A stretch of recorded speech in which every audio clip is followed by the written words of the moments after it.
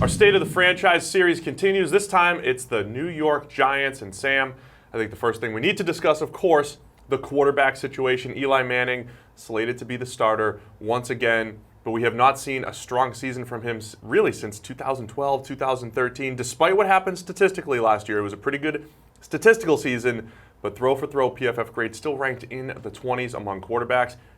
Daniel Jones, first-round pick. How quickly do we see him on the field? Well, this is the thing. We finally had an admission from the Giants that we are now looking to the future. It's not all about Eli. Eli may be able to still get it done, according to them, but they just drafted a quarterback in the first round, in the top 10 of the first round, so they're clearly looking to the future.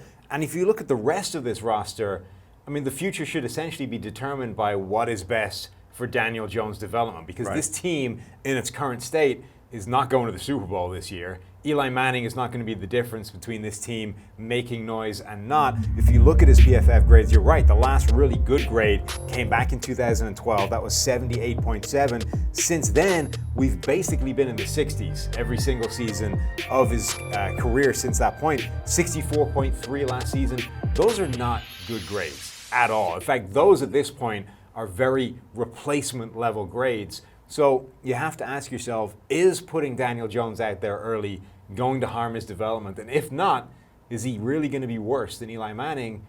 And throw him out there. Let's go. Let's see what he's got. And the question about Daniel Jones, though, he never really dominated at Duke. His highest grade was 81, 82, so it was not great. In previous years, was actually lower than Eli had in the NFL level. He was in the 50s and 60s at Duke. So we haven't seen Daniel Jones play at an extremely high level. The thing that the NFL loved about him, though, the size, movement skills. He's got some NFL type of traits and feel in the pocket. So we'll see how well that translates in an NFL offense. I will say offensively, they're making strides on the offensive line. So there could be some improvement up front there. But I want to go to the defensive side of the ball, where I think they're in full rebuild mode. Since that 2016 season where they overachieved a little bit, went to the playoffs, the defense has just lost a ton of talent.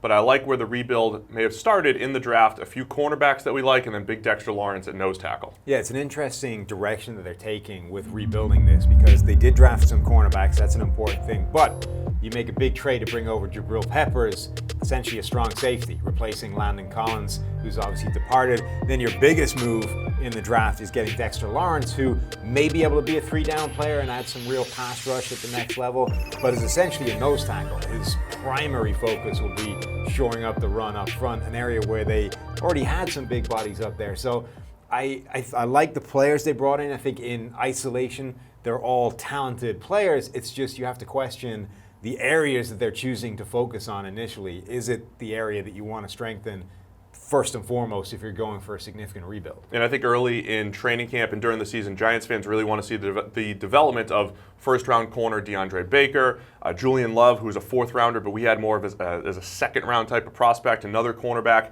You mentioned Dexter Lawrence. Can he push the pocket, be more than a 340-pound run-stopping nose? So those are the big questions for the Giants. Is it full rebuild mode here, despite having Saquon Barkley, who is a star at running back, but he can't really carry a team? No, I don't think so. But they're in a good position, I think, to start a young rookie quarterback. They've been improving that offensive line. You've got Saquon Barkley, who should be a quarterback's best friend, both in terms of carrying the ball and in terms of being a really dynamic receiver out of the backfield. At this point, I don't see why you don't put Daniel Jones out there unless you think it will harm his development. The biggest story for the Giants, how quickly will we see a Daniel Jones? How will that defense look with some of those youngsters? It's our State of the Franchise series. Be sure to check out PFF.com and the YouTube channel for a full breakdown on every single team in the NFL.